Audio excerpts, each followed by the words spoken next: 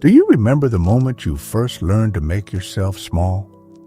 That instant when you realized being less of yourself meant being more accepted?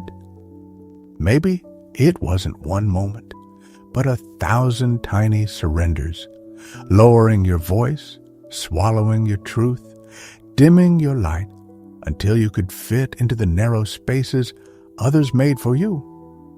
You learned it young, didn't you?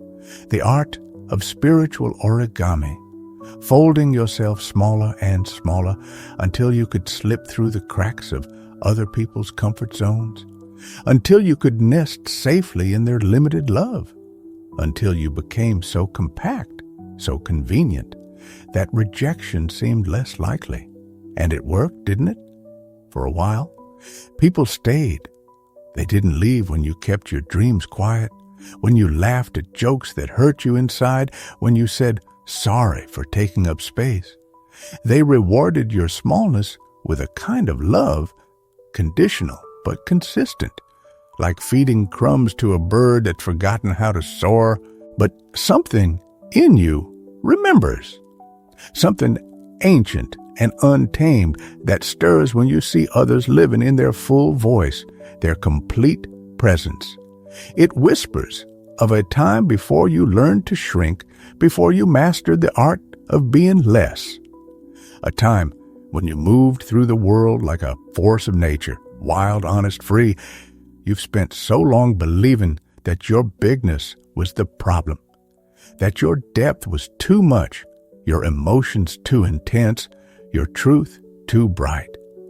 Society told you that being too much was a crime against connection, that to be loved, you must first be digestible, manageable, small. But what if they were wrong? What if your amplitude wasn't a flaw but a gift? What if every time you made yourself smaller, you weren't just betraying yourself, you were denying the world something essential, something that only you, in your full unfolded glory, could offer? Carl Jung once wrote, "The privilege of a lifetime is to become who you truly are." But he never said it would be easy. Because becoming who you truly are means unlearning the art of shrinking. It means expanding back into spaces you abandoned, reclaiming territory you surrendered in the name of belonging. Think about all the ways you've learned to minimize yourself, the subtle art of self-diminishment, apologizing for your opinions before you share them, making your body smaller in public spaces, monitoring your enthusiasm so it doesn't overwhelm others, speaking in questions instead of statements, doubting your intuition when it conflicts with others' comfort. These weren't conscious choices. They were survival strategies in a world that often punishes authenticity. You learned that being too confident meant being called arrogant. Being too emotional meant being labeled dramatic. Being too certain meant being seen as difficult. So you created a smaller version of yourself, one that could navigate these narrow channels without making waves. This reduced self became your persona, what Jung called the mask we wear for social survival. But wearing a mask for too long doesn't just hide your face. It starts to reshape it. Your spiritual posture becomes permanently hunched. Your inner voice grows hoarse from whispering. Your soul develops claustrophobia from living in such tight quarters. The pain you feel now, that constant ache of compression, isn't a sign that you're broken. It's your spirit crying out for space to expand, your truth pushing against walls that were never meant to contain it, your authentic self refusing to be folded any smaller. Look at how this shrinking has manifested in your relationships. You've become an expert at reading rooms, haven't you? Scanning faces for signs of disapproval, modulating your presence like a dimmer switch. Bright enough to be seen, but never so bright that you cast shadows on others' comfort. You've learned to package yourself in acceptable portions, to offer your insights with a cushion of uncertainty. I might be wrong, but this is just my opinion, but I'm probably overthinking this, but each qualifier a way of making yourself smaller before others have the chance to do it for you. In love, you've become a master of preemptive compromise, folding away the parts of yourself that previous partners found overwhelming. Your intensity, your need for depth, your inconvenient emotions, your stubborn principles. You've learned to present a preview version of yourself, just enough to form a connection, but not so much that you risk rejection. But here's what you weren't told about shrinking to be loved. It never really works. Because the love that requires your smallness isn't really love at all. It's approval, it's tolerance, it's conditional acceptance. Real love, the kind your soul craves, doesn't ask you to be less. It invites you to expand. Think about the people who have truly loved you, not the ones who loved your convenience, your compliance, your carefully curated smallness, but the ones who loved your wildness, your complexity, your unedited truth. They didn't need you to be less because they weren't threatened by your more. These rare souls showed you something crucial, that your full presence isn't a burden to be managed, but a gift to be expressed. They loved you, not despite your bigness, but because of it. In their acceptance, you caught glimpses of your original nature, the one that existed before you learned to shrink. Remember that child you once were, the one who took up space without apology, who laughed too loud and felt too much and asked impossible questions. That child didn't know how to be small. They moved through the world with the natural abundance of their being. Their presence wasn't a calculated performance, but a spontaneous expression. That child still lives in you.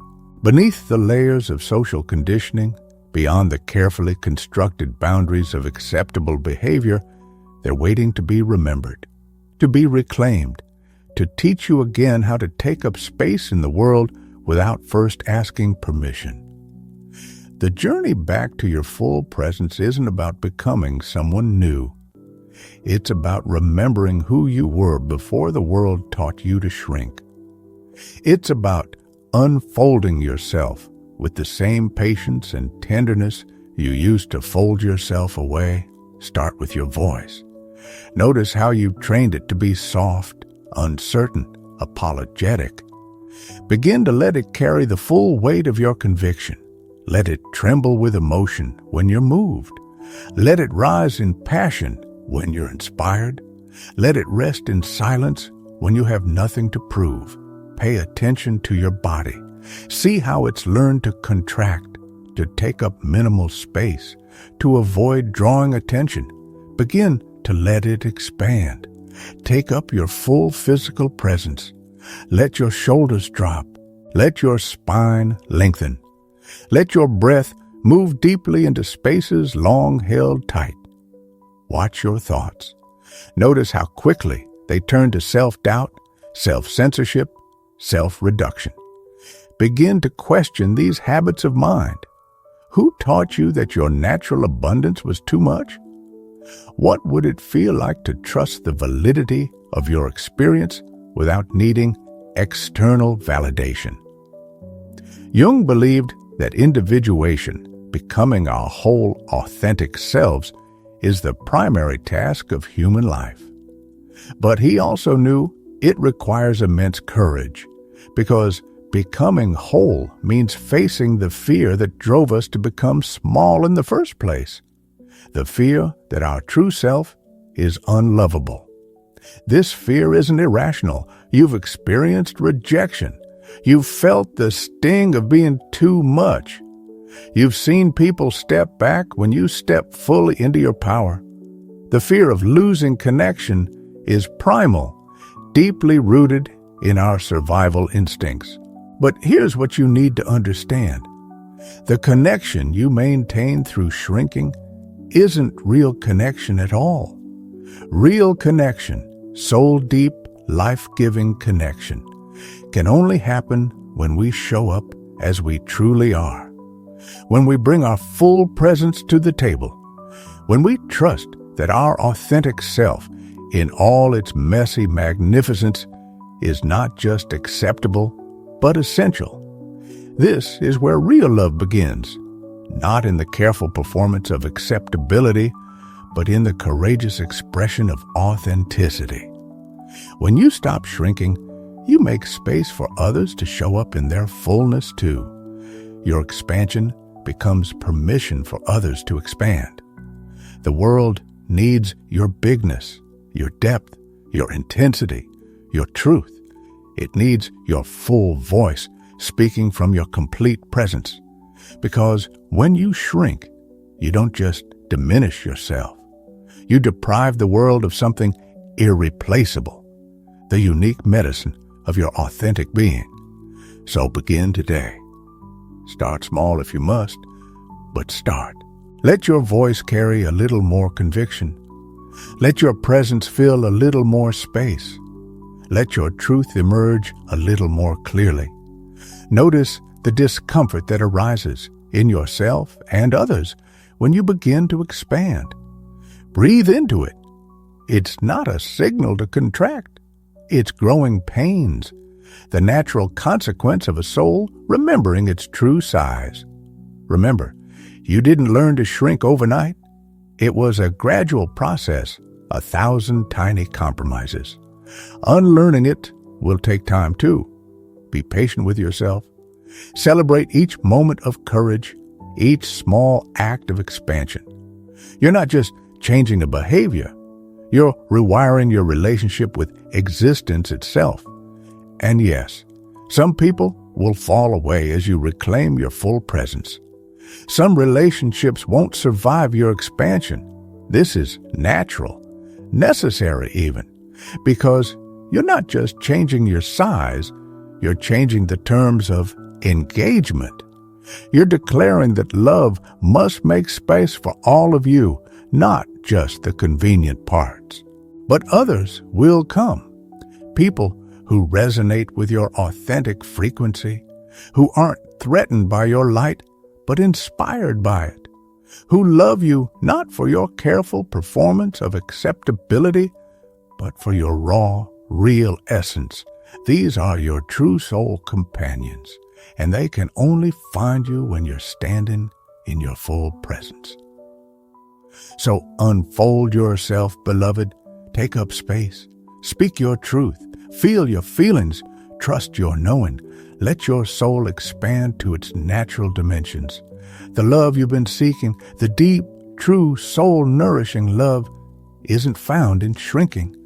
It's found in blooming. Because you were never meant to be small. You were meant to be magnificent. And it's time, past time, to remember how to take up space in the world that was always meant to hold all of you. Let this be your permission, your invitation, your homecoming. The world is waiting for your bigness, your depth, your light, all of you, just as you are, unfolded, unbound, unapologetically whole. Welcome back to your full presence. Welcome home to yourself. And this journey back to your full size isn't just about taking up physical space or speaking louder. It's about reclaiming the full spectrum of your being. All the colors you learned to fade, all the notes you learned to mute, all the depths you learned to shallow. Think about how you learned to filter your intelligence, to play down your insights so others wouldn't feel threatened, to package your wisdom in self-deprecating humor, to pretend not to know things you know deeply, intuitively, undeniably. This, too, is a form of shrinking, or how you've learned to police your emotions, to label your sensitivity as weakness, to apologize for tears that are simply your truth made visible, to call yourself dramatic when you're actually just fully alive. Your emotional depth isn't a liability. It's your gift to a world drowning in numbness. Consider how you've trained yourself to be an emotional caretaker, always anticipating others' needs, managing their moods, making yourself responsible for their comfort. This, too, is a way of making yourself small, turning your vast inner landscape into a service station for others' emotional needs. Jung spoke of the danger of losing ourselves in the role of caretaker, of becoming what he called psychic food for others. When you shrink to accommodate everyone else's emotional hunger, you stop nourishing your own soul. Your empathy becomes a cage rather than a gift. Look at how carefully you've learned to curate your appearance, not just your physical appearance, but the appearance of your life, making everything seem easier than it is, hiding your struggles, presenting a perfectly manageable version of yourself to the world. This polished persona is another form of shrinking, reducing the magnificent mess of your humanity to an Instagram-worthy highlight reel. And what about your dreams? How many have you downsized to fit within the boundaries of what others consider reasonable? How often have you translated your soul's wild longings into practical, acceptable goals? Each time you do this, you're teaching your spirit to expect less, to ask for less, to be less. The cost of all this shrinking isn't just personal. When you make yourself small, you unconsciously give others permission to do the same. Your self-diminishment becomes a silent agreement that says, this is what we must do to be loved. This is what we must sacrifice to belong. But what if you broke that agreement? What if you dared to take up space not just for yourself, but as an act of liberation for others? What if your expansion became an invitation for everyone around you to expand too? Because here's the truth about presence. It's contagious. When one person dares to show up fully, it creates a field of permission that affects everyone around them.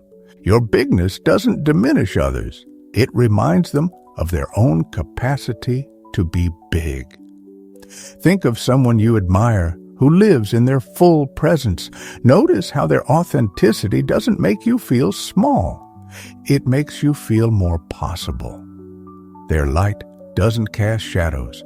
It illuminates possibilities you forgot were there. This is what you offer the world when you refuse to shrink. The process of reclaiming your full presence starts with awareness. Notice the 100 tiny ways you make yourself small each day. The reflexive apologies, the self-deprecating jokes, the strategic silence, the careful management of others' perceptions.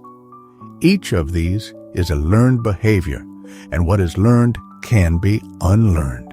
Start paying attention to your body when you're being your full self versus when you're shrinking. There's a physical sensation to authenticity, a feeling of expansion, of ease, of energy flowing freely. And there's a physical sensation to shrinking, a tightness, a holding, a constraint. Your body always knows when you're betraying your true size. Listen to how your voice changes when you're speaking your truth versus when you're managing others' reactions. Notice the difference between words that come from your depth and words that come from your fear. Start trusting the voice that rises from your center, even if it shakes, even if it breaks convention, even if it disturbs the peace. Pay attention to your energy levels. Shrinking requires constant effort. The vigilant monitoring of your impact, the careful calibration of your presence, the endless adjustments to maintain acceptability. No wonder you're exhausted. Living in your full presence may feel frightening, but it actually requires less energy than constant self-diminishment. Begin to question your assumptions about what makes you too much. Too emotional? For whom? Too intense? By whose standards? Too sensitive? Compared to what? These judgments aren't universal truths. They're social constructs designed to keep you contained, manageable, small. Start practicing presence in low-stakes situations, with strangers who have no expectations of who you should be. In nature, where there's no pressure to perform. In art, where expression is celebrated rather than contained. Let these be your laboratories for bigness. Notice who in your life celebrates your expansion and who seems threatened by it. This isn't about judgment. It's about discernment. Some people are so committed to their own smallness that your growth will feel like betrayal. Love them, but don't let their fear become your cage. Remember that reclaiming your presence isn't about becoming domineering or inconsiderate. It's about being authentic. Sometimes your authentic self will be quiet, sometimes loud, sometimes gentle, sometimes fierce. The key is that these expressions come from your truth, not from your fear. Practice receiving attention without deflecting it. Notice how quickly you turn compliments into jokes. Redirect praise to others. Minimize your achievements. These are all ways of staying small. What would it feel like to simply say thank you and let the recognition land? Start telling the truth about your experience, not the edited version, not the acceptable version, but the real version. Start small, with trusted friends, in your journal, in spaces where it's safe to practice authenticity. Let your truth take up space on the page, in conversations, in your own heart. Begin to honor your needs without apology. Your need for solitude, your need for depth, your need for beauty, your need for understanding. These aren't luxuries to be indulged only when convenient for others. They're essential requirements for your soul's well-being. Let yourself want what you want. Not what you should want, not what's reasonable to want, but what your soul truly longs for. Your desires aren't too big. They're exactly the size they need to be to guide you toward your full becoming. Start setting boundaries not from anger, but from love. Love for yourself and love for others who benefit from your authentic presence. Clear boundaries aren't walls. They're the edges that define where you begin and end, the container that allows you to be fully present without losing yourself. Practice saying no to what diminishes you and yes to what expands you. No to relationships that require your smallness. Yes to connections that celebrate your bigness. No to work that shrinks your soul. Yes to endeavors that allow you to grow. No to obligations that drain your spirit. Yes to commitments that feed your essence. Remember that your presence is a gift, not a burden. Your depth is wisdom, not weakness. Your intensity is life force, not liability. Everything you've tried to minimize about yourself is actually your magic, the unique constellation of qualities that make you irreplaceably you. Let yourself be seen, really seen, not the carefully curated version of yourself, but the raw, real, unedited version. Start with trusted others, but gradually expand your circle of authenticity.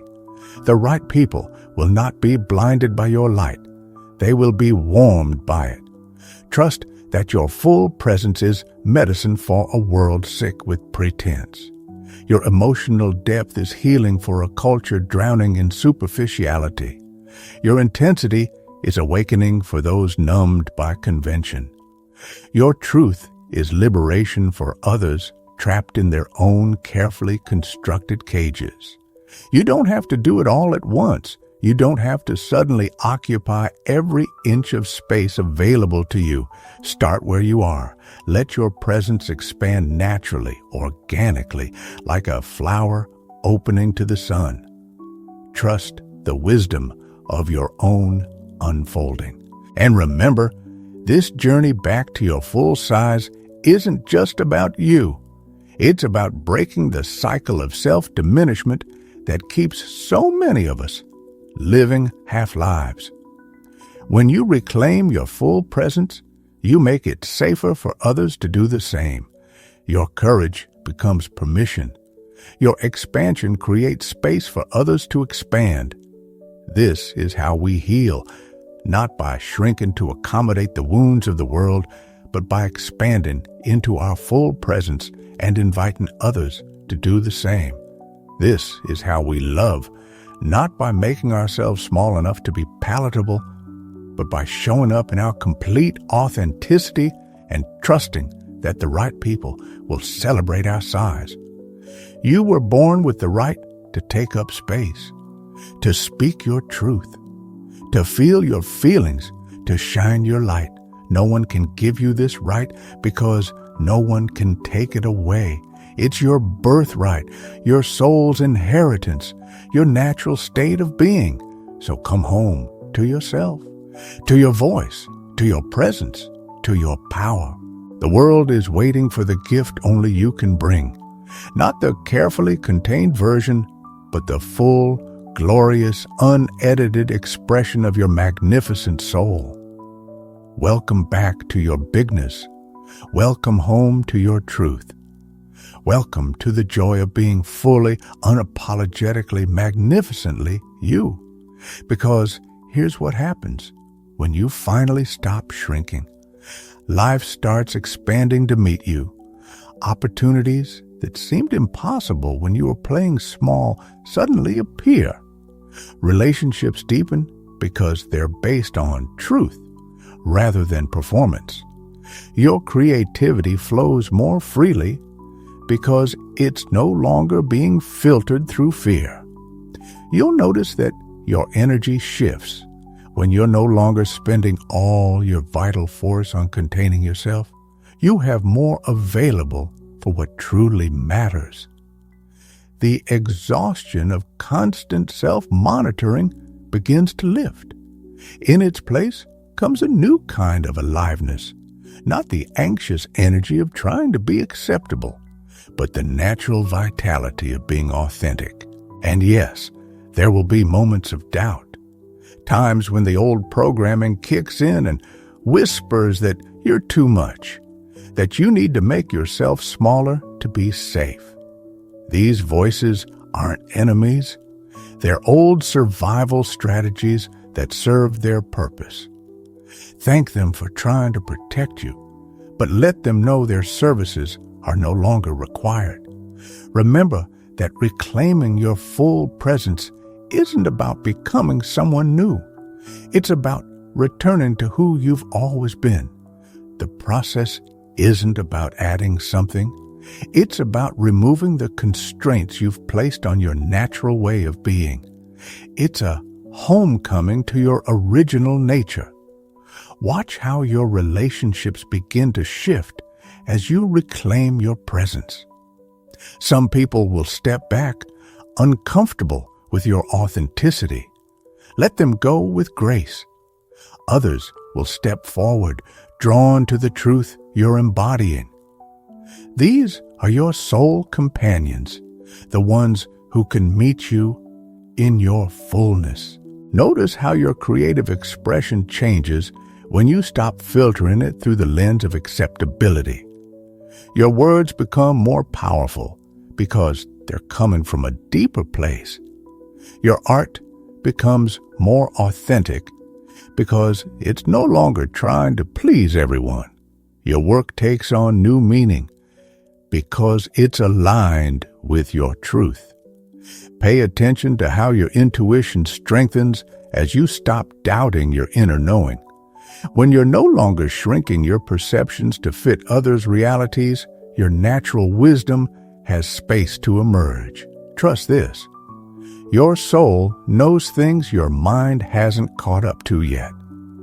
Feel how your compassion deepens, not the martyred kind that comes from making yourself small to accommodate others, but the authentic kind that comes from being secure enough in your own presence to truly see and hold space for others.